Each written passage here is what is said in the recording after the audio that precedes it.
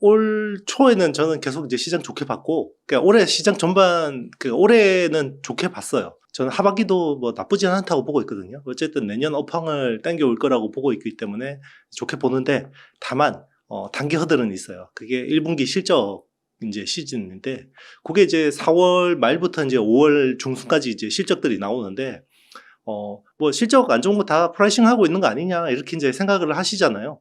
그런데 이제 그거는 주가가 낮을 때, 레벨이 낮을 때는 크게 영향이 없이 지나갈 수 있는데, 주가가 이제 지금 어느 정도 지수가 많이 올라왔잖아요. 이제 이런 상황에서, 이 현타가 오게 되면 좀 이제 영향이 있을 수도 있어요.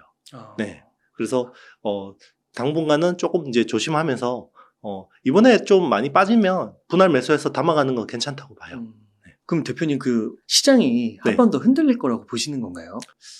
일단 이제 지금 그 실적은 부러지는데 주가는 오르잖아요. 그러면 이제 이게 멀티플이 리레이팅 되는 거거든요. 그럼 이제 주가라는 부분은 실적 곱하기 이제 멀티플인데, 이제 멀티플이 좀 과하게 올라가는 거죠. 이제 그 실적이라는 거는 그 이전 실적 가지고 이제 주가가 프라이싱 돼 있는 건데, 이제 새로 나오는 실적이 또 프라이싱 되면 네. 멀티플 자체가 좀 높아지는 효과가 있는 거고, 그러면 이게 또 정상화 되려면 또 실적이 올라와야 되는데, 그 시간이 조금 이제 필요할 것 같고, 네. 실적이 떨어진다는 네. 거는 네. 뭐 약간 경기 침체 이런 걸 예상하시는 걸까요? 경기 침체 이미 왔죠. 아, 이미 들어왔다. 네, 이미 와서 이제 그 영향이 있는 거고, 다행인 거는 우리나라 같은 경우는 전 세계에서 경기 반등이 제일 빨라요. 경기가 꼬꾸라지는 속도도 제일 빠르지만 반등하는 속도도 제일 빠르기 때문에, 이제 하반기 업황을 이제 서서히 당겨오고 있는 거죠. 아, 그렇군요. 그러면은 그 영업이 실적이 좀 그렇게 떨어지는 그 뭐 예상해 볼 수 있을까요? 언제까지 좀 바닥을 찍고 다시 뭐 올라간다 이런 것들요? 일단 이제 뭐 우리나라는 반도체 수출이 20% 비중을 차지하니까, 네. 사실 무역 수지의 상당 부분도 반도체 수출이니까, 좀 보면요. 1분기가 제일 최악일 것 같아요. 네. 1분기가 제일 최악이고, 이제 삼성전자 기준으로 보면 1분기가 한 4조 정도 적자가 났고요. 2분기에는 한 3조 정도 날 것 같아요. 3조 정도 날 것 같고, 3분기에는 한 2조? 네, 그 정도. 네, 4분기에는 이제 턴어라운드 하는 그런 그림으로 보고 있어요. 4분기 가기 전까지는 네네. 계속 적자인 거예요? 왜 그러냐면 이제 계속 지금 반도체 가격이 빠져 있잖아요. 빠져 있으니까 지금은 생산 원가보다 밑으로 가격이 떨어져 있기 때문에. 그런데 이제 최근에 삼성전자가 감사한 발표를 했으니까 이게 이제 서서히 현물 가격에 반영이 되기 시작해요. 지금 상황은 어떠냐면 현물 가격은 올라요. 왜냐하면 현물 가격은 바로 심리에 즉각적으로 반영을 하거든요. 그런데 현물 가격 다음에 고정거래 가격이 오르는데, 지금은 고정거래 가격이 계속 빠지고 있거든요. 왜냐하면 고정거래 가격은 서버 같은 경우는 월 단위로 계약을 하고요. 모바일, 스마트폰 같은 경우는 분기 단위로 거래를 합니다. 요즘에는 스마트폰도 월 단위로 계약하는 경우도 있어요. 그렇기 때문에 고정거래 가격은 빠지고 현물 가격이 올라가는 상황이기 때문에, 그럼 조만간 고정거래 가격이 턴어라운드 할 거 아니에요. 그러면 그게 바로 실적에 즉각적인 영향을 미치는 거죠. 그러면은 12월부터 네네. 턴어라운드 해서 그때부터는 이제 다시 사이클이 상승 사이클로 한 그렇죠. 1, 2년 가는 거예요. 실제로는 바닥은 2분기에 잡는 거죠. 왜냐면 그 하락폭이 줄어드는 게 이제, 그러니까 이제 그 어떤 적자 폭 자체가 줄어드는 거기 때문에 이건 반등을 하는 거죠. 네. 반등을 하는 거고, 이제 BP를 넘어가는 거는 이제 한 4분기 정도 이렇게 보는 거죠. 그러면은 뭐 이게 투자 시점이 네. 뭐 상황마다 또 다르고 변수가 워낙 많긴 네네. 한데, 평균적으로 보통으로는 언제 네. 이렇게 그렇게 2분기가 최저점이고 그때부터 네네. 돌아선다 하면 네네. 언제부터 좀 주식을 사고 투자를 해야 되는 거예요? 보통 이제 2분기가 저점이면 주식은 작년 말부터 샀어야죠. 네. 자, 그래서 여기 나와서 계속 작년 말부터 사야 된다고 이야기했던 게, 네, 그렇죠. 실제로 그래서 저기 1분기에 주가가 많이 올랐죠. 네, 이제 저도 이제 최강의 반도체 투자 이제 책에 부록으로 10개 종목 분석해서 이제 냈는데, 그때가 이제 12월 말 기준이었으니까 거기 대부분 50%는 올랐던 것 같아요. 주가가. 네. 몇 달 사이에. 네. 그래요? 네. 그러니까 요즘 삼성전자 보니까 네. 조금 이렇게 보면은 좀 2차전지에 비하면 좀 답답한 감이 없지 않아 네네. 있지만 저점을 높여가는 네네. 우상향을 그리더라고요. 그렇죠. 그러니까 그게 약간 이제 말씀해 주신 대로 네. 작년 딱 찍고 이렇게 조금씩. 그렇죠. 그게 이제 중간에 어떤 변수가 있었냐면, 삼성전자가 이제 감산 안 한다고 목리부리다. 네. 고집 부리다가 결국은 이제 10조 원 터지고, 네, 이제 10조 원 적자를 보게 됐죠. 왜냐면 1분기 4조, 작년 말 1조, 그리고 2분기에 한 3조, 뭐 3분기에 2조 정도 하면 대충 10조 정도 털리는 거잖아요. 요게 이제 괜히 고집 부리다가 10조 원 까먹은 거죠. 네. 이 정도 금액이면 웬만한 M&A 하나 잘 할 수 있는데. 네. 그럼 그때 감산을 했으면 그렇죠. 그냥 괜히 그냥 우리 고집 안 부리고 그냥 우리도 감산하겠습니다. 그랬으면 아무 문제 없는 거였죠. 네. 그런 거군요. 그렇죠. 그 대표님하고 되게 인터뷰 거의 매달 이렇게 하면서 느끼는 게 그 연초에 네네. 자식한테 물려주고 싶은 주식으로 삼성전자 네네. 꼽으셨는데 네. 그때는 또 그냥 그런 거 가보다 했는데 왜냐면 네. 분위기가 워낙 또 안 좋았으니까. 그때 악플이 너무 많이 달렸죠. 네. 무슨 그러네요. 진짜 돌이켜보니까 네. 그렇긴 한데 네. 지금 보니까 또 많이 올랐네요. 그렇죠. 그러니까 최근에 막 이 대표님 감사합니다. 뭐 한미 반도체를 많이 먹었습니다. 이러면 조심해야 되는 거예요. 저 종목은. 다시 또 악플이 막 달리고 쟤 때문에 물렸다 이럴 때 사야 돼요. 네, 제 종목은. 네. 그러면 네. 아까 말씀하실 때 그 지금 조금 조심해야 될 때라고 얘기하셨잖아요. 네네. 그 주식을 모아가는 것과 네네. 조심해가는 것 그게 네네. 어떤 접합점 그런 게 네네. 좀 있을까요? 일단 이제 분할 매수해서 모아가시는 분들은 일단은 이제 기존에 만약에 뭐 100만 원치 샀다 그러면 요즘에는 한 30만 원치만 사고 70만 원 정도는 현금으로 가지고 있으면 되고요. 네. 굳이 기존에 가지고 있던 주식을 뭐 비중을 줄일 필요는 없을 것 같아요. 다만 단기간에 뭔가 좀 쫙 샀다가 쫙 팔고 이런 스타일의 분들은 조금 이제 비중 줄여 좀 놓는 것도 괜찮죠. 네. 그러니까 그게 되게 좀 고민인 게 그 지속적으로 좀 우상향을 하는 주식은 네네. 이게 분명 그래도 그 주식도 조정을 맞게 되잖아요. 그렇죠. 그럴 때 뭐 일부 현금화하라고 하는데 네네. 되게 사람마다 다른 것 같더라고요. 어떤 네네. 분은 뭐 30%, 네네. 많게는 뭐 50%, 70%까지도 하는데 대표님은 그런 뭐 기준이 있나요? 그런 현금화 비중에 대한? 그거는 이제 저만의 기준이고 사람들마다 자기들의 재무 컨디션이 다르고 자기의 어떤 성격이나 캐릭터가 다르잖아요. 그거는 하다 보면 본인의 어떤 기준이 생겨요. 근데 제 기준을 알려줘 봐야 그게 또 본인하고 안 맞을 수도 있고 이제 그 어떤 재무적인 캐시플로우 현금 왜냐하면 우리는 다 다르잖아요. 네. 업도 다르고 그 어떤 수입에 대한 어떤 그런 현금 흐름도 다 다르기 때문에 거기에 맞게 이제 자기가 딱 만들어 놓는 게 좋죠. 그러니까 만약에 뭐 한 진짜 주식이 뭐 2차 전지 같은 경우는 막 한 300% 이렇게 오른 거예요. 네.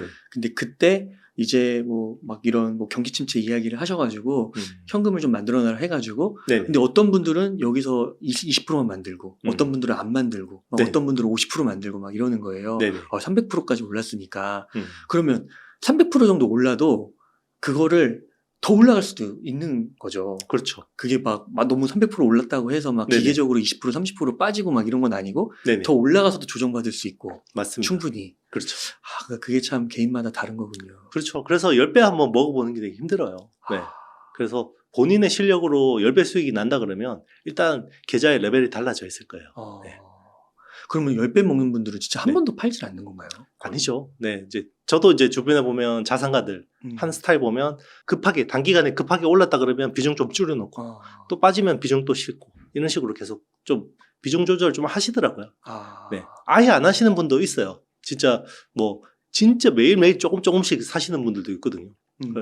뭐 어떤 슈퍼개미 분은 회사 상장사 지분 나중에 5%를 샀는데 그거를 매일 1000주씩 이런 식으로 몇 년 동안 사신 분도 있고. 네. 근데 이제 그런 거는 일반인들이 따라할 수가 없는 매매죠. 네. 그러니까 그 기업에 대해서 엄청난 확신이 아니면 확신이 있는 거죠. 네. 진짜 쉽지가 않겠네요. 맞습니다. 네. 그러면은 지금은 한 현금이 100이라고 하면은 이제 한 30 정도? 네네. 저는 그 정도는 현금 흐름 만들어 놓을 것 같아요. 그러니까 좀 어느 정도의 룸을. 네. 최소 기준이네요. 그거보다 더 이해하는 좀 너무 심한 거 같고. 왜냐면 또 전망이 틀릴 수도 있어요. 우리 작년에 매크로 하시는 분들 다 뭐라 그랬어요? 올해 상저하고라 그랬잖아요. 맞아요. 네. 그래서 상반기 주식 다 팔아넣으라고 막 이런 경우 많았는데 결국 그 대다수의 어떤 컨센은 또 시장이 반대로 가버리거든요. 근데 또 지금 1분기 실적 조심해야 된다라고 하시는 분들이 꽤 있더라고요. 네. 네. 그러면 이게 의외로 또 안 빠질 수도 있어요.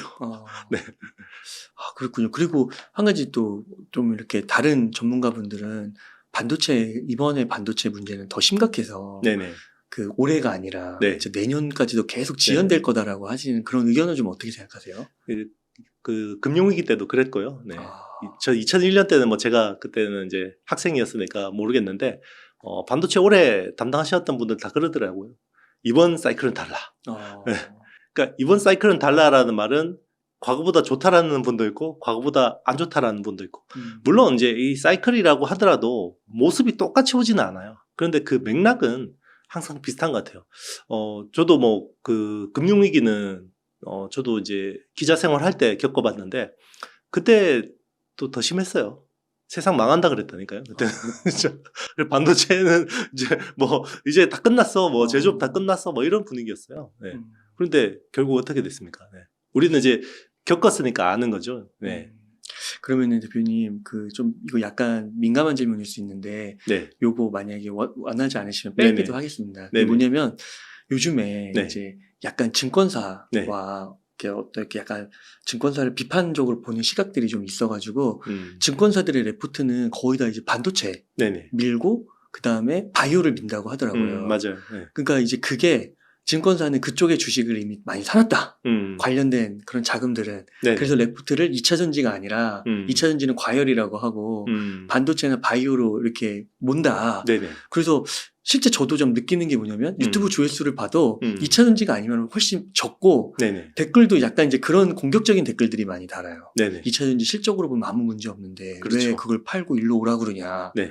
이런 거에 좀 어떻게 생각하세요? 우리 시계 바늘을 한 1, 2년 전에 돌려보면 네. 테슬라가 그랬어요. 그렇지 않아요? 테슬라 조금만 안 좋게 이야기하면 뭐 악플이 달리고 쟤는 무슨 전문가도 아닌데 왜 나와서 저러고 있냐. 여기 나왔을 때 달린 댓글들이거든요. 네. 그게 불과 테슬라가 한참 고점일 때, 그죠? 다시 천슬라 가고 막 그랬을 때 그랬었고, 2018년? 막 이럴 때는 셀트리온 조금만 안 좋게 이야기하면요. 지금 2차 전지 악플 달리는 것처럼 막 그랬어요.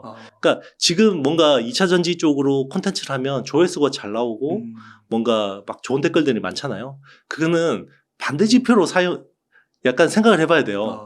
지금 개인들의 포지션이 이렇게 2차 전지 쪽이 많구나.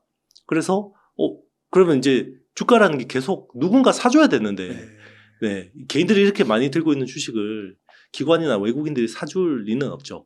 뭐 약간 음모론적으로 보면 기관들하고 기관들이 바이오나 반도체를 많이 들고 있기 때문에 그렇게 본다라고 할 수 있는데요. 기관들이 그렇게 힘이 없어요. 지금 기관들이. 왜냐면 예전에 무슨 미래셋 인사이트 펀드 이럴 때는 기관들이 힘이 셌죠. 기관들이 워낙 자금도 많고 뭔가 시장 수급을 움직일 수 있는 그런 시대였으니까 지금은 대부분 보면 펀드 해지해서 다 개인 투자하시잖아요. 맞아요. 네. 그러니까 그런 힘이 없는 시대예요, 기관이. 그렇기 때문에 너무 그렇게 음모론적으로 보실 필요는 없을 것 같아요. 네. 그러면 2차 전지 같은 경우도 지금 만약에 투자를 좀 이렇게 해도 된다라고 말씀하시는 분들은 좀 길게 보고 많이 올라와 있으니까 조정이 와도 계속 사간다는 생각으로 길게 보고 투자하면 좀 무리는 없을 텐데 너무 단기적인 시각으로 하면은 진짜 물릴 수도 있고 그럴 가능성이 좀 있겠네요. 그렇죠. 그래서 저는 더 오를 수는 있어요. 그런데 그렇습니다. 정말 본인이 기계적 손절 잘 하시는 분 그런 분들만 할 수 있는 영역이라고 생각하고요. 근데 어차피 안 들을 거예요, 제 말을. 어차피 제 말 안 들을 거기 때문에 저는 그렇게 하겠다라는 거고요. 세상에 투자에 대한 정답은 없기 때문에 이제 본인이 믿는 대로 하시고 리스크 관리는 다만 이제 본인 자산이시니까 잘 이렇게 하시면 좋을 것 같아요. 그러니까 미래 일은 모르는데 이제 대표님께서 이렇게 과거 일을 좀 짚어주시니까 저도 개인적으로 드는 생각이 삼성전자 처음에 주식 9만 원에 살 때도 자식한테 물려준다는 생각으로 맞아요. 분할 매수하겠다. 다 그랬잖아요. 다 그랬는데 한 2년 지나면서는 지금 그렇죠. 삼성전자 사는 사람 약간 바보 취급하는 것 같기도 하고요. 맞아요. 그다음에 테슬라도 진짜 전기차 다 미래 정해진 네네. 거고 진짜 걔네가 연계돼서 할 수 있는 것도 너무 많고 했는데 지금 거의 반토막 이상 났고. 그렇죠. 그때 대한민국 국민들이 테슬라 5대주 중간 그랬었잖아요. 그렇죠. 네. 그때 그랬을 때가 정말 그랬잖아요. 조금만 안 좋게 이야기하면 네가 무슨 자율주행차를 아냐 이러면서 엄청 막 그랬었거든요. 그러니까 지금 테슬라 같은 경우도 최근에 좀 빠졌는데 보니까 재무상 아주 나쁜 건 아닌데 과거 대비해서 이제 성장세가 좀 주춤하다. 그렇죠. 그것 때문에 확 이렇게 내리 깎더라고요. 그게 이제 약간 실적이 나오면 일단 거품이 잘 안 껴요. 실적이 예전에는 테슬라가 막 이제 적자에서 막 턴어라운드 하고 이런 시절이니까 막 그림으로 주가를 막 움직일 수가 있는데 약간 2차 전지도 그런 경향이 있죠. 물론 이제 양극재나 이런 쪽 업체들이 이익을 많이 내고 있긴 하지만 PER이 다 100배 수준이잖아요. 그러면 지금 시총을 만들려면 100년 동안 영업이익을 모아야 돼. 물론 이제 성장한다라는 이제 전제가 있으면 또 달라지는 거지만, 네. 네. 그 PER 100배 때 제일 그래요. 네이버 카카오도 PER 100배 때 안 좋게 이야기하면 제일 난리 쳤어요. 개인 주주들이. 네. 네. 그래서 대표님 이 영상이 만약 네. 그대로 올라가면 네네. 아마 댓글에 악플이 좀 네. 달릴 수도 있는데. 쟤는 또 뭐 반도체 팔아먹으려고 막 주식 팔아먹으려고 네. 제가 무슨 반도체 주식 팔아가지고 할 게 뭐 있어요. 그거 괜찮으시겠네요. 네네. 아니 뭐 상관없습니다. 네. 아, 네. 어쨌든 제 개인적인 뷰고 제가 이야기했잖아요. 네. 주식 시장에 정답은 없어요. 제가 네. 정답을 말하는 것도 아니고요. 네. 제가 그냥 하나의 의견일 뿐이에요. 그래서 제 생각에 동의하지 않으시면 영상 안 보시면 돼요. 네. 그냥 맞아요. 네. 그리고 맞습니다. 네, 본인의 생각하고 맞는 그 영상들 보시고, 그리고 이제 너무 또 이제 한 가지 어떤 편향된 정보들만 보면 본인의 어떤 그 바이어스가 너무 세질 수도 있기 때문에 이제 약간 본인하고 다른 의견의 영상들도 좀 보는 것도 좋을 것 같아요. 저도 사실은 그렇거든요. 이게 너무 제 어떤 생각만 강해지고 할 경우에는 저하고 반대되는 의견 가지신 분들 영상을 많이 봐요. 네. 네. 그래서 저도 좀 의식적으로 네. 2차 전지가 아닌 영상들도 좀 많이 올리려고 하고 그러고는 있는데 아무튼 이렇게 솔직하게 네. 대표님께서 이렇게 얘기해 주셔가지고 네. 너무 감사의 말씀 드립니다. 그리고 네. 시청자님들도 충분히 네네. 납득하셨을 거라고 생각합니다. 네네. 소수의 그런 분들이 있을지 모르겠지만 예. 네. 괜찮습니다. 네. 네. 욕은 하지 마세요. 제가 욕하시는 분들은 차단하고 있거든요. 네. 네.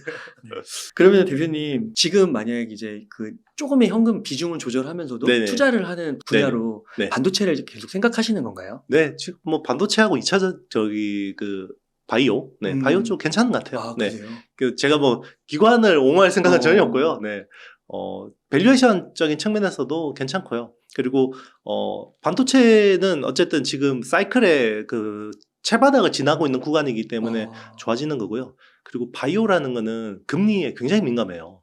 사실은 바이오만큼 금리에 민감한 산업이 없어요. 왜 그러냐면요. 바이오의 업을 한번 보세요. 돈을 버는 바이오가 거의 없거든요.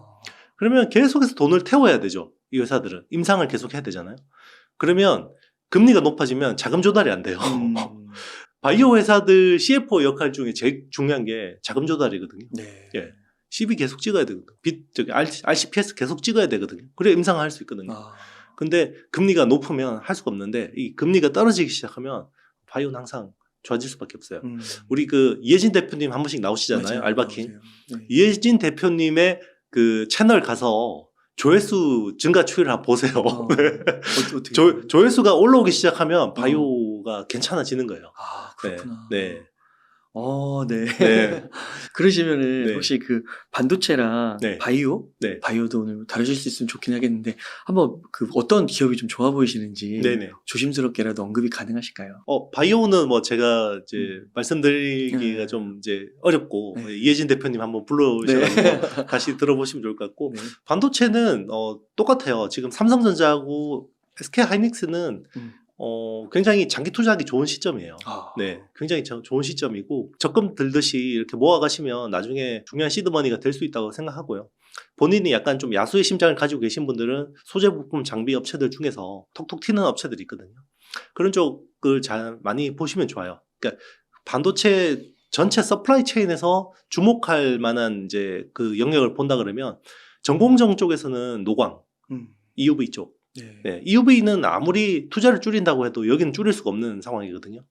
ASML이 연간 딱 40대 만드는 장비이기 때문에 여기 투자를 지연시키면 또 대기 순번이 뒤로 엄청 밀리거든요. 그렇기 때문에 줄일 수가 없기 때문에 그런 쪽은 EUV용 서플라이 체인 쪽에 있는 업체들 보시고요. 그리고 이제 제가 계속해서 이야기했던 어드밴스드 패키징, 후공정 중에서 첨단 패키징 쪽, 그런 쪽에 기술이 있는 회사들 계속해서 리스팅하면서 좀 모아가시는 것도 괜찮은 것 같아요. 그 우리나라도 그럼 EUV를 만드는 거예요? 우리나라는 EUV는 못해요. 그러니까 EUV라는 장비는 이제 ASML이 하는데 여기에 들어가는 소모품들하고 이제 케미칼류들 있죠. 뭐 예를 들면 그 마스크라는 것들은 반도체 회로를 그려서 이 마스크를 빛을 통과시켜서 축소 사진을 찍는 거죠. 웨이퍼에다가. 그러면 여기 이제 마스크가 그 EUV라는 그 광원 자체가 굉장히 어떻게 보면 강한 에너지예요. 그러니까 마스크가 빨리 상해버리거든요. 그리고 뭐 파티클 같은 게 이제 이렇게 뭔가 살짝 올라 있어도 그게 녹아서 눌러붙어 버려요. 그러니까 우리 스마트폰에 보호필름 이렇게 덧붙이듯이 펠리클이라는 걸 써요. 마스크를 보호하는. 그런 펠리클을 하는 회사가 SNS텍, FST 같은 업체들이 있고요. 이제 그런 식의 뭐 소모품들을 하는 회사고, 그리고 이제 그 반도체 웨이퍼 위에 그 빛을 받으면 또 이렇게 딱 사진처럼 찍히게 하는 그게 이제 포토레지스트라는 소재인데, UV용 포토레지스트를 하는 회사는 국내 동진 세미캠 뭐 이런 회사들이 있고, 뭐 여기에 이제 또 린스, 그러니까 세척할 때 쓰는 게 영창 케미칼 뭐 이런 회사들이 있죠. 그럼 그런 소부장 기업들을 네. 투자하는 데는 왜 야수의 심장이 필요한 거예요? 왜냐하면 변동성이 크죠. 변동성이 크고, 그리고 실제로 많이 최근에 올랐어요. 뭐 한미반도체 같은 경우는 제가 계속 최근에 오르기 전까지 계속 좋다고 그랬잖아요. 이제 코멘트 안 하죠.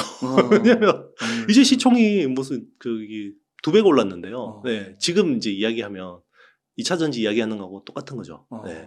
그러니까 쌀 때 이야기를 많이 하는데, 쌀 때 이야기하면 사람들 반응이 안 좋아요. 네.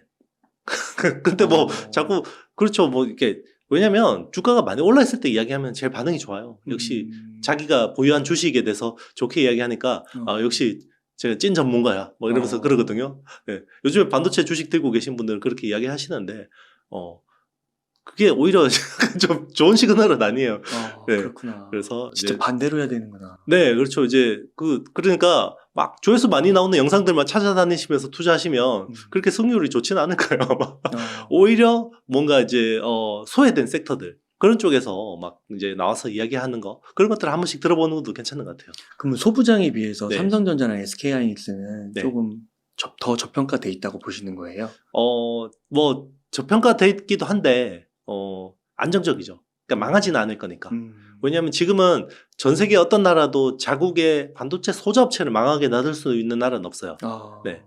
왜냐하면 죽을 것 같으면 살릴 거예요. 아마 SK하이닉스도 만약에 자금난 때문에 뭔가 휘청거린다 그러면 정부 자금 태울 거예요. 네. 그러니까 하방은 있는 거죠. 물론 이제 그렇게 되면 또 뭐 희석되고 이런 리스크는 있겠지만, 뭐 그런 지경까지 갈 때까지 투자하시는 말 안 되는 거지만, 뭐 그런까지 뭐 걱정이 된다. 나는 너무 걱정이 많은 사람이다. 그러면 삼성전자 사시면 되죠. 삼성전자는 적자 안 내니까. 전사는. 네. 그러면은 요즘에 또 약간 그 2차 전지를 너무 좋아하시니까요. 네. 이 반도체와 2차 전지를 양손해진 기업이 네네. 있다고 하더라고요. 네네. 그거는 어떤 기업이에요? 이제 케미칼 업체들이 국내에 좀 규모가 좀 커요. 대표적으로 이제 반도체 케미칼 하는 회사들이 있는데, 좀 전에 말씀드린 이제 동진 세미캠 같은 경우는 이제 포토레지스트, 그게 이제 아베 소부장 사태 때 확 떴죠. 그래서 이제 그런 쪽으로 하기 때문에 반도체 쪽은 기존에 워낙 잘하고 있는데, 신규 사업으로 또 2차 전지 케미칼을 또 합니다. CNT 도전제라고 해서 요즘에 그 탄소 나노 튜브 이런 쪽이 이제 양극재하고 음극재 쪽에 들어갔는데, 이 회사는 이제 양극재 쪽에 하는 CNT 소재를 하고요. 유럽의 노스볼트 쪽으로 연간 한 700억 정도 납품을 할 걸로 예상이 되고 있고, 이제 삼성 SDI 쪽은 연간 600억 정도 이제 신규 매출이 나오고요. 그리고 이제 요즘에 음극재는 다 흑연인데 이 에너지 밀도를 높이기 위해서 실리콘 첨가제를 많이 섞어서 하는데, 그게 이제 대표적으로 대주전자재료 이런 회사들이 하는데, 그런 쪽도 이제 동진 세미캠이 하죠. 그리고 이제 솔브레인이라는 회사는 이제 그 낸드 플래시 쪽에 이제 그 습식, 에천트, 그러니까 식가격을 하는 회사인데, 여기도 이제 전해 쪽 이런 쪽을 이제 사업을 하거든요. 그런 쪽 매출이 꽤 규모가 있게 나오는데도 불구하고 정말 작은 회사들 정말 매출 뭐 연간 200억, 300억 나오는데 시총은 뭐 몇 조 막 가고 이러는데, 이런 회사들은 정작 연간 뭐 2천억씩 버는데도 실제로 매출을 1,000억 단위로 할 수 있는데도 불구하고 굉장히 저평가받거든요. 그러니까 왜 그런 거예요? 반도체 케미칼 회사로서의 밸류에이션이 많이 녹아 있는 거죠. 그러니까 2차 전지 쪽에 어떤 그런 것들 잘 안 쳐주는 거예요. 그러니까 이제 2차 전지만 하는 회사들은 굉장히 거품이 잘 끼이는데, 이런 회사들은 오히려 제대로 하는데도 불구하고 제대로 이제 밸류에이션을 평가를 안 해주고 있는 거죠. 네. 또 그렇구나. 네. 그런 거를 그러면은 이영수 대표님은 어떻게 아시는 거예요? 막 현장 가시고 막 네. 그러시는 거예요? 회사를 계속 뭔가 계속 보잖아요. 몇 년 동안 뭐 올해 많게는 뭐 10몇 년 동안 계속 지켜보다 보면 회사라는 건 계속해서 생물처럼 변화하고 진화하거든요. 그러면 신규 사업을 계속 하는데, 신규 사업은 항상 뭔가 뜨는 산업을 할 거 아니에요. 뭐 예를 들면 기존의 스마트폰 부품하는 업체들이 자율주행차가 뜨니까 이제 이쪽으로 막 들어가잖아요. 예를 들면 뭐 삼성전기하고 LG 이노텍, MC넥스 뭐 이런 회사들이 계속해서 뭐 스마트폰은 이제 성장 산업, 이제 그러니까 어떻게 보면 성숙 산업이잖아요. 그러니까 새로 떠오르는 산업 쪽으로 발을 내딛죠. 뭐 자율주행차 쪽하고 그리고 메타버스, XR, 뭐 AR, VR 이런 쪽으로 들어가는 거고, 케미칼 하는 회사들은 대부분 웬만하면 반도체나 디스플레이 쪽 하는 회사들은 2차 전지 쪽을 또 다 눈독을 들이죠. 이쪽 성장이 워낙 좋으니까. 그리고 장비 업체들도 디스플레이 장비 하는 회사들은 그동안 워낙 수주 가뭄이 OLED 쪽이 수주가 안 나오니까 또 성장 산업을 찾다 보니 결국은 2차 전지 쪽 또 장비 이런 쪽으로 또 많이 진출하게 되는 거죠. 네. 그렇군요. 그 다음에 그 후공정 산업에서 숨겨진 보석 같은 두 업체가 있다. 네네. 이게 아까 그 한미반도체인가요? 한미반도체는 숨겨져 있지 않죠, 이제는. 한미반도체는 안 숨겨져 있죠. 빚을 막 짱짱하게 내고 있는 회사니까, 네, 그렇게 이야기하면 욕먹고, 네. 네. 사실 뭐, 제가 10,000원 초반대 가져왔을 때가 이제 숨겨져 있던, 보석 같은 회사였고요. 와, 10,000원 초반대가 있었군요. 네, 이제는 숨겨져 있지 않기 때문에, 네. 네. 그렇습니다. 지금 이제 그런 쪽으로 뭔가 이제 그 후공정 쪽으로 주목할 만한 회사는 두산 테스나라는 회사가 있어요. 두산 테스나는 이제 테스트 하우스예요. 근데 테스트 하우스인데, 국내의 어떤 후공정 쪽 산업은 대부분 메모리 중심으로 돼 있는데, 이 회사는 시스템 반도체 쪽이 비중이 굉장히 높아요. 카메라, CMOS 이미지 센서 쪽으로 테스트를 하는 비중이 한 40% 되고, 그리고 이제 그 스마트폰의 두뇌 역할을 하는 AP, 그런 쪽이 한 30% 정도 되거든요. 그래서 이제 테스트만 열날이 하는 회사예요. 웨이퍼 가져와서 여기서 이제 그 EDS라고 하죠. 이제 전기가 제대로 이렇게 통과되는지 이렇게 해서 웨이퍼에다가 양품은 O, 안 되는 건 X 뭐 이런 식으로 하는 웨이퍼 테스트도 하고 이제 패키지 테스트도 하는데 대부분 웨이퍼 테스트 쪽이고 이제 그런 쪽을 하는 회사고, 원래는 테스나라는 회사였는데 두산그룹에 인수가 됐죠. 네, 그래서 좋아지는데, 이 회사가 왜 그럼 좋아지냐면 삼성 파운드리라고 이제 직결이 돼 있어요. 삼성 파운드리가 그동안 TSMC한테 계속 경쟁에서 밀렸잖아요. 그러면 물량 많고 돈 되는 고객들은 다 TSMC한테 가버린 거죠. 대표적인 게 애플, 그리고 뭐 엔비디아, AMD, 퀄컴, 심지어 인텔까지 다 TSMC에 줄을 섰잖아요. 그러니까 이제 모바일 쪽은 다 TSMC 쪽이에요. 물량 많거든요. 이런 거 뭐 연간 애플 같은 경우는 연간 무슨 수억 대 찍어내잖아요. 그러면 얼마나 물량이 많겠어요. 그러니까 이제 삼성은 선단 공정인데 약간 물량이 적은 쩌리 업체들을 많이 맡은 거죠. 그게 대표적인 게 차량용 AP. 그러니까 자동차도 이제는 점점 더 이제 두뇌 역할을 하는 칩이 좋아지잖아요. 그래서 최근에 미국의 암바렐라 쪽에 5나노 수주를 받았고, 그리고 엔비디아도 GPU 쪽도 하지만 그 차량용 그 GPU 쪽도 하거든요. 자동차에 들어가는 그 자율주행차용 칩을 하는데 그 8나노 칩을 받았고, 그리고 계속해서 이제 이런 그 최근에는 모비라이라는 업체에 또 그 칩을 또 수주를 받았고, 이런 것들이 계속해서 지금은 차량 쪽은 업황이 되게 좋거든요. 왜냐하면 그동안에 수요는 많은데 차량 반도체가 쇼티지라서 못 팔았던 물량들이 계속해서 지금 나오고 있고, 현대차가 실적이 좋은 것도 그런 부분들인데, 그래서 지금 삼성 파운드리 쪽에 그 가동률이 1분기 80%에서 2분기 90%까지 올랐어요. 그럼 물량 계속 많아지죠? 그럼 누구한테 테스트를 또 의뢰를 하겠죠? 그게 이제 두산 테스나가 수혜를 볼 수 있다라는 거고요. 테스트 하우스에서는 좀 압도적인 경쟁을 가지고 있는 게 두산 테스나라고 보고 있고, 또 하나 업체가 이제 테스트 장비를 하는 회사인데 네오셈이라는 회사가 있어요. 네오셈이라는 회사는 그 SSD, 솔리드 스테이트 드라이브라고 해서 예전에 하드디스크 HDD 대체하는 게 이제 낸드 플래시 덩어리인데, 그 SSD 쪽 그 서버에 들어가는 SSD용 테스터를 하는 회사예요. 그러니까 주로 마이크론이나 SK 하이닉스, 뭐 삼성 이런 데다 납품을 하는데, 그게 이제 인텔의 신규 CPU 사파이어 래피드가 나오면서 사파이어 래피드에 맞게 또 PCI 익스프레스 5.0이라는 5세대 SSD 또 테스터 수요가 많아지거든요. 이쪽에 굉장히 잘하는 회사입니다. 그래서 지금 이제 인텔 사파이어 래피드가 그동안 계속해서 출시가 지연됐는데, 이제 그게 나오기 시작하면 이쪽 회사의 5세대 SSD 테스터 물량이 늘어날 수 있다, 이렇게 보는 거죠. 와. 네, 와. 외계어하는 것 같죠?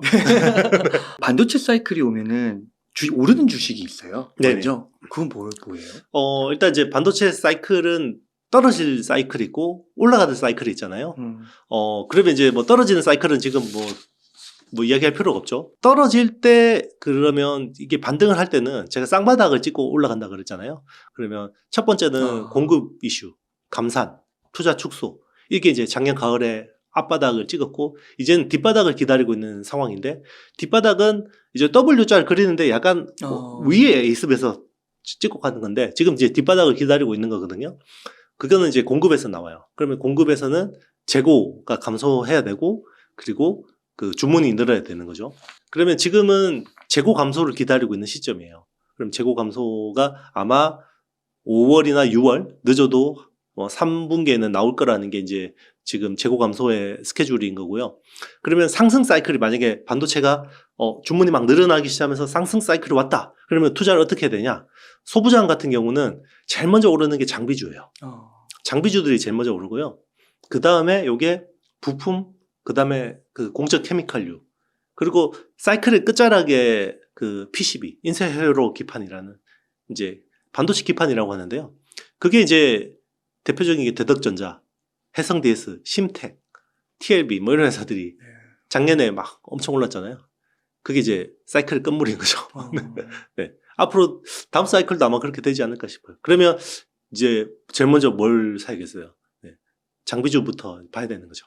네. 그러면 그런 사이클이 네. 보통 몇 년 가는 거예요? 오르기 시작하면?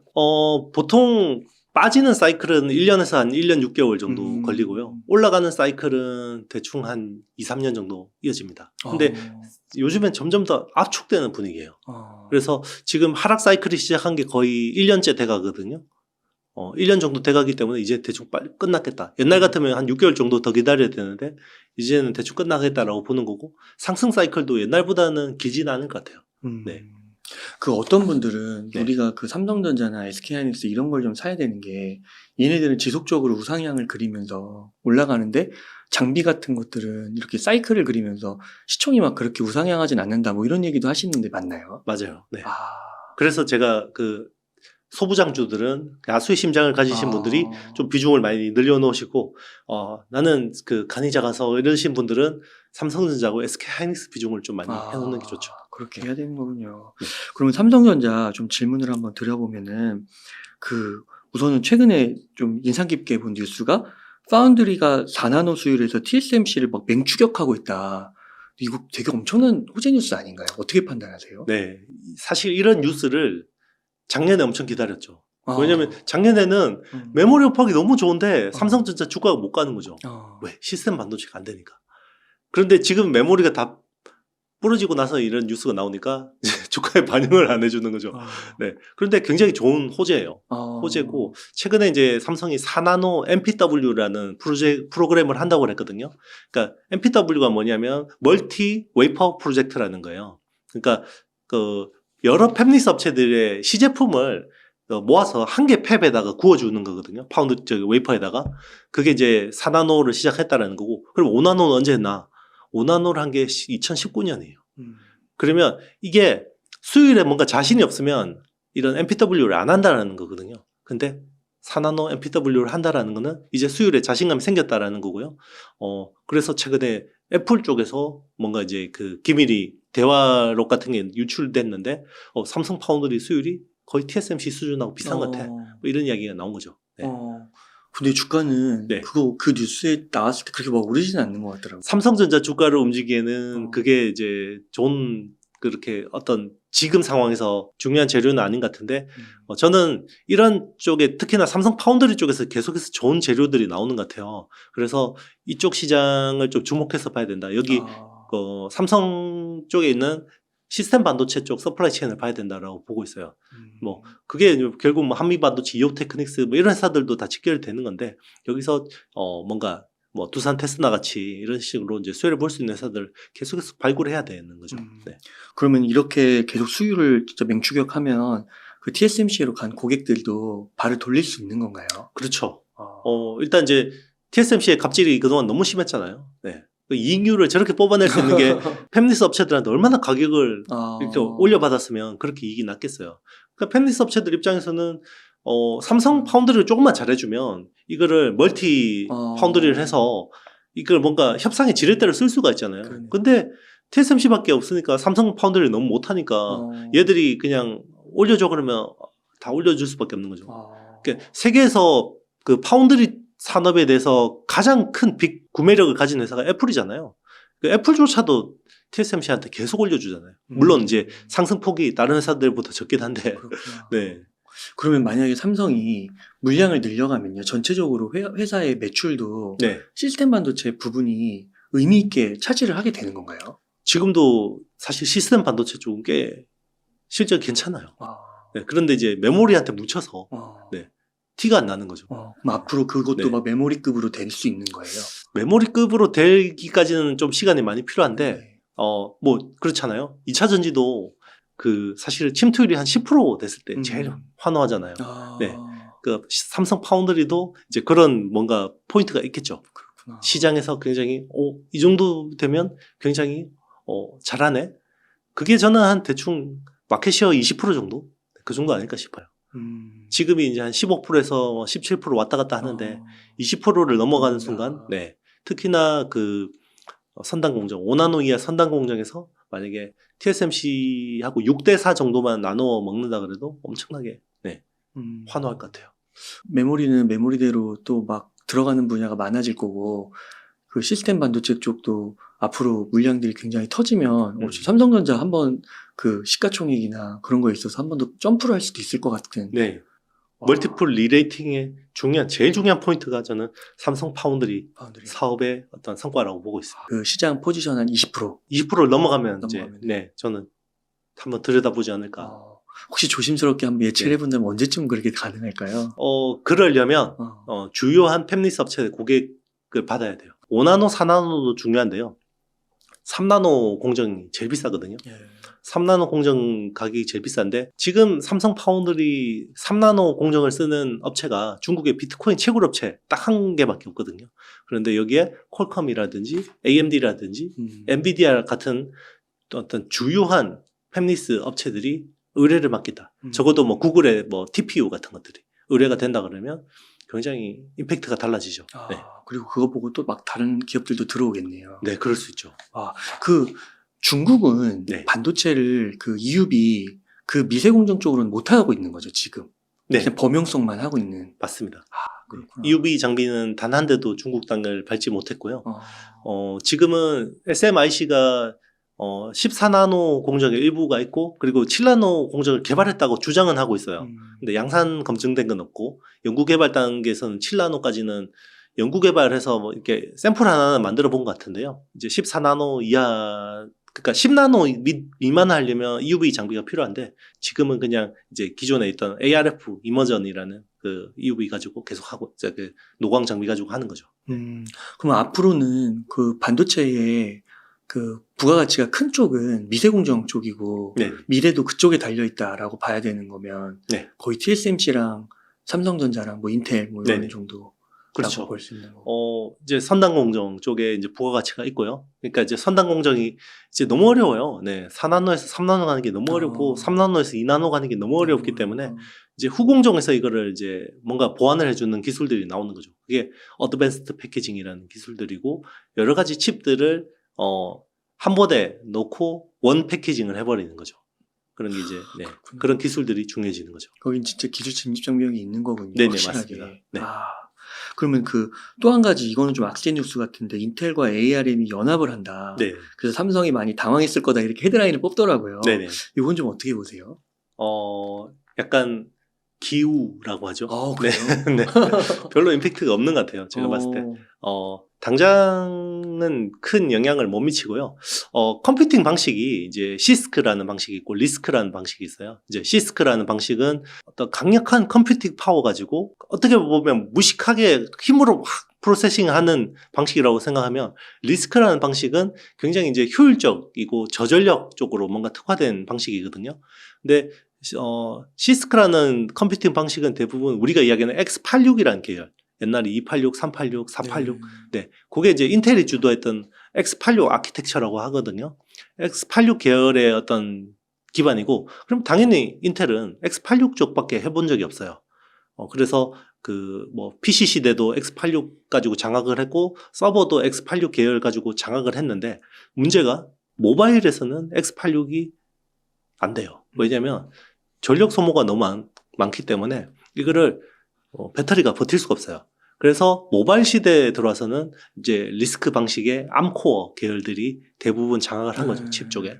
그러니까 이제 인텔도 이제는 뭐 자율주행차라든지 모바일 쪽으로 뭔가 진출을 하려면 결국 자기들도 암코어 계열의 저전력으로. 네, 칩 설계가 필요한데 아. 그거를 이제 암하고 손을 잡고 하겠다라는 건데 쉽지 않아요. 왜냐면 삼성이 엑시노스 2200 그 작년에 그 거기에 이제 GPU 그래픽 그 블록이 너무 떨어져서 AMD하고 손을 잡고 그 RDNA2라는 이제 그 IP 블록을 넣었어요. 그 AMD도 X86 계열이거든요. 근데 그게 안 돼서 GOS 사태가 발생했죠. 네. 그 블록 하나를 넣는 것도 쉽지 않은데 기존에 X86 아키텍처만 잘하는 애가 네 이거를 하는 건 쉽지 않은 거죠. 네. 아 거기도 기술적 장벽이 있는 거군요. 엄청난 거죠. 그러니까 이제 칩이라는 게 만약에 뭐 어떤 하나의 건물이라 그러면 인텔은 굉장히 남성적이고 웅장하고 강력한 건 잘 짓는데 굉장히 섬세하고 막 이런 건물을 지어본 적이 없는 거예요. 근데 그게 암 계열이라고 생각하시면 돼요. 아 네. 그렇구나. 그러니까 참 그런 쪽에서 또 애플이 기회를 발견해가지고 잘 네네. 커온 거고. 그렇죠. 아, 야 이게 그렇구나. 그러니까 이런 지식이 없으니까 이게 어떤 뉴스만 나오면 그리고 네. 주가가 안 좋으면 이 뉴스가 더 와닿는 거죠. 악재가. 그러니까 이제 사실은 그 기사를 쓴 기자들이 어. 사실 반도체를 잘 모르는 그럴 수 있을 것 같아요. 가능성이 있어요. 왜냐면 저게 그렇잖아요. 갑자기 뭐 둘 다 뭔가 어떤 영역에서 제일 잘하는 업체들을 맞는데 네. 이 둘이 뭐 손을 잡는다고 해서 당장 뭐 성과가 나오겠어요. 그리고 하다가 또 서로 이렇게 흐지부지 될 가능성도 있고요. 네. 그러니까 말씀하신 대로 이런 말씀을 딱 들으면은 진짜 아 이게 그러니까 10배 주식 네. 그때까지 참고 모아간다는 게 얼마나 힘든지 이런 게 네네. 나오면 다 견뎌야 되는 거고 그렇죠. 판단을 해야 되는 거잖아요. 맞습니다. 네. 야 그러네요. 자, 그러면 그 말씀해 주신 대로 반도체 쪽에서는 정말 그 진입장벽이 기술적 진입장벽이 정말 엄연히 존재한다라는 게 느껴지는데요. 2차 전지 좀 한번 질문을 드려보면은 2차 전지도 네. 그 양극재 쪽에서는 막 이렇게 약간 고려청자 비색 같은 네네. 비색을 만드는 그런 정도의 네네. 진입장벽이 엄청나게 크다고 하더라고요. 네네. 이영수 대표님이 보실 때는 네네. 그렇게 해도 저희가 이해를 해도 괜찮을까요? 저는 네 동의합니다. 네. 2차 전지 쪽에도 그렇게 진입장벽이 네네. 있는 그만큼 그 우리나라 3원계 양극재 기술은 굉장히 뛰어나요. 거예요? 그리고 우리나라 셀 업체들의 기술력도 굉장히 뛰어나요. 네. 네. 그런데 이제 생각을 해보자고요. 전 세계 고려청자를 얼마나 팔아요? 고려청자를 쓸 수 있는 사람들이 얼마나 되겠어요? 그러니까 투박하더라도 백자 자기 같은 것들, 네. 뚝배기 같은 것들 많이 쓸 거 아니에요. 네. 네. 그러니까 이제 그거를 그렇게 생각할 네. 수 있나? 그러면은 네. 반도체로 봤을 네. 때 네. EUV든 네. 그것도 고려청자로 비유해서 세계에서 네네. 얼마나 많이 쓰겠냐 이렇게 생각하면 안 되는 거예요. 아니죠. 그거하고는 좀 다르죠. 어. 왜냐면 뭐 반도체도 그래요. 실제로 선단 공정에 있는 그 기술들을 모든 칩이 그걸 쓸 필요는 없어요. 만약에 뭐 전체 칩의 한 20% 정도만 선단 공정 써야 되고 한 80%는 그냥 레거시화된 공정 써도 되거든요. 근데 부가가치가 어디 있냐라는 거죠. 결국은 선단이. 네 선단 공정이 다 있는 거고. 그리고 이 선단 공정의 칩하고 레거시 공정의 칩은 경쟁 관계가 아니에요. 아예 다른 시장이거든요. 근데 그 2차 전지 양극재 3원계하고 LFP는 어느 정도 경쟁을 해야 되는 거죠. 네. 그런 거군요. 네. 경쟁이 아예 아니라고 하면 안 되는 거잖아요. 네. 만약에 네. IRA가 없었다고 네네. 하면 중국 기업들도 미국에 막 진출할 수가 있고 네. 걔네는 이제 그 3원계 쪽이 아니니까 네네. 그런 쪽으로 배터리를 더 탑재한 전기차가 나왔을 수도 있겠네요. 저는 그렇다고 봐요. 그렇구나. 네. 그러니까 이게 기술력이 이쪽이 높아서 네. 그거를 이렇게 가는 게 아니라 약간 IRA 같은 게 큰 법적으로 그렇죠. 있기 때문에. 예전에 우리가 LCD 산업이 우리가 중국한테 기술이 뒤처져서 밀렸다고 생각하시나요? LED 기술이 우리가 중국보다 뒤처져서 밀렸을까요? 더 좋았나요? 훨씬 좋았죠. 훨씬 좋았어요. LCD도 사실 기술이 되게 어려워요. 그때 당시도 뭐 버티컬 얼라인먼트 기술하고 IPS, 인플레인, 뭐 스위칭 뭐 이런 굉장히 기술 난이도가 높은 것들이었는데요. 결국 굉장히 그 떨어지는 뭐 TN 방식의 뭐 그런 중국한테 밀린 거예요. 왜냐면 가격을 정말 말도 안 되게 후려치니까 비슷한 거죠, 지금도. 그리고 뭐 LED 같은 경우도 우리가 한때는 성장 산업으로 완전히 기대를 했었잖아요. 사실 삼성의 신수종 산업 중에 하나였어요. 그리고 삼성 LED라는 회사도 있었어요. 정리했죠. 왜냐면 중국이 저가 공세를 못 이기는 거예요. 만약에 2차 전지도 LFP 가지고 저런 식으로 계속 보조금 태워가지고 저가 경쟁했었으면 쉽지 않았을 거라고 생각해요. 그런데 지금은 어쨌든 미국이 이 중국산을 자국에 들어오는 걸 막음으로 인해서 약간 그 반사이익을 본 거든. 만약에 그냥 과거에 중국이 유치 산업 하는 식으로 자기들이 그냥 보조금과 어떤 저가 경쟁으로 출하 경쟁을 했다 그러면 국내 3원계 배터리는 굉장히 하이엔드 쪽 일부 영역만 차지했을 가능성이 높고 네. 그런데 그렇게 하면 아주 니치 마켓만 차지하고 있으면 막대한 연구 개발비라든지 물량 경쟁을 할 수가 없잖아요. 캐펙스 투자를 할 수 없기 때문에 아마 2차 전지 산업은 굉장히 어려워졌겠죠. 네. 그런데 예, 이게 이제 세계가 서프라이 체인이 쪼개지니까 네. 반도체도 마찬가지라고 봅니다.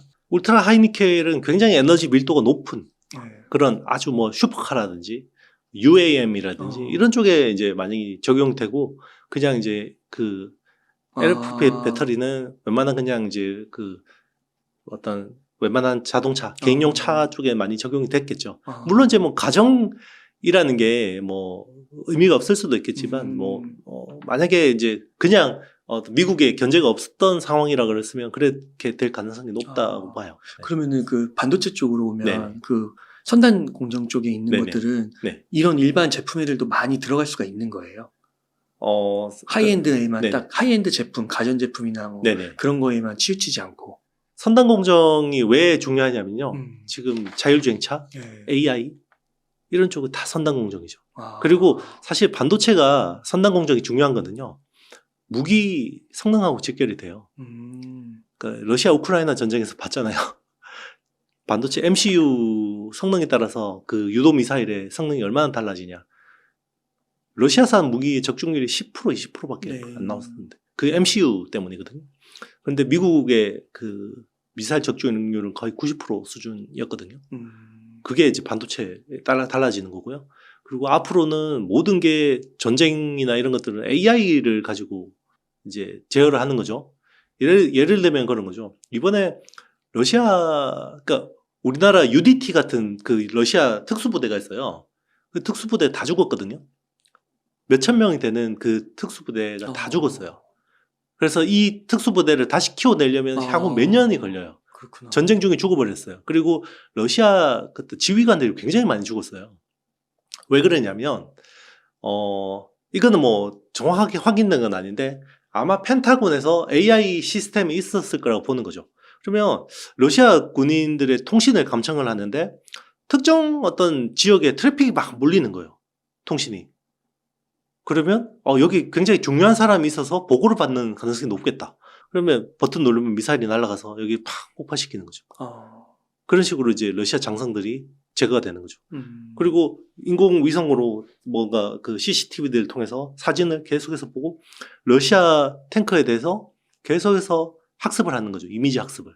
그래서 이거는 AI가 러시아제 탱크일 가능성이 80%야. 버튼 누를래? 누르면 이제 공격하는 거죠. 네. 앞으로 이제 전쟁이 이렇게 될 거예요. 이번엔 전쟁에도 이렇게 하고 있는데 나중에 어떻게 하겠어요? 버튼 누를래 안 물어보고 AI가 판단해서 때려버리겠죠. 그러면 이제 터미네이터의 스카이넷이 되는 거죠. 일단 이제 반도체는 무조건 하이엔드를 써야 되는 영역들이 있어요.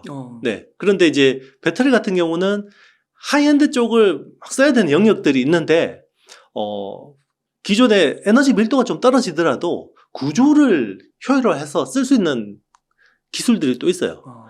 그럼 이제 셀투팩이라든지 셀투셋이라든지 이런 식으로 해서 에너지 밀도는 떨어지지만 뭔가 이렇게 그 구조를 이렇게 해서 메이크업 할 수 있는 기술들이 있기 때문에 경쟁이 될 수 있는 거죠. 조금 전에 보면 5나노 반도체하고 40나노 반도체 경쟁할 일은 거의 없잖아요. 근데 이건 그렇죠. 네. 그거는 완전 진짜 새로운 장비도 필요하고 네네. 완전 그 갭이 엄청 큰 건데 네네, 그렇죠. 2차 전지는 이게 서로 그렇죠. 왔다 갔다 할 수 있는 여지가 아직은 있는 거죠. 그렇죠. 그러니까 이제 테슬라가 원래 그 NCA 3원계 배터리를 쓰다가 기본 스탠다드 모델에는 LFP를 썼잖아요. 네. 그러니까 무리가 없다 판단하는 그렇죠. 거죠. 그리고 현대차도 원래 그 중국 그 쓰잖아요. 그렇죠. SK온 그 3원계 배터리 쓰다가 LFP로 바꿨잖아요. 그게 이제 경쟁 강도가 있는 거죠, 거기는. 네. 그렇구나. 그렇게 흘러갈 수가 있는 네. 거군요. 그 반도체는 아예 호환이 안 되는 건데. 그렇죠. 네. 거의 아직 성능 자체가 안 나오는 안 건데. 나오는 네. 건데. 그러면요, 대표님 마지막으로 질문 드릴게 1억 원이 있다면 어떻게 투자를 하면 좋을까요? 이제 2차 전지 좀 2차 전지 좀 갖고 계신 분들은 네네. 우선은 좀 갈아타도 괜찮을까요? 네. 사실은 이제 뭐 갈아타라 뭐 이런 거는 굉장히 저는 하면 안 되는 네, 그 코멘트라고 생각해요. 왜냐면 돈을 버는 방법은 100가지가 있고 그 사람들마다 스타일이 그렇죠. 다 다른데 이거를 여기 팔고 내가 아무리 반도체를 좋아한다고 해서 2차 전지 팔고 반도체 가세요 이런 거는 좀 맞지 않는 것 같고요. 만약에 뭐 대표님이 어떻게 하겠어요? 그러면 저는 팔고 가겠습니다. 이렇게 할 수는 있죠. 근데 그런 식으로 이제 그렇죠, 그렇죠. 네 이미 그리고 2차 전지 좋아하시는 분들은 아무리 그렇게 이야기해도 그냥 2차 전지 제일 좋아하기 때문에 저도 그래요. 사실은 IT 쪽을 테크 쪽을 좋아하는데 이게 바이오장이 왔을 때는 적응을 못 해요. 네. 그러면 사실은 테크가 어느 정도 많이 올랐을 거고 바이오는 굉장히 싸져 있을 때 누군가 그렇게 이야기했을 거 아니에요.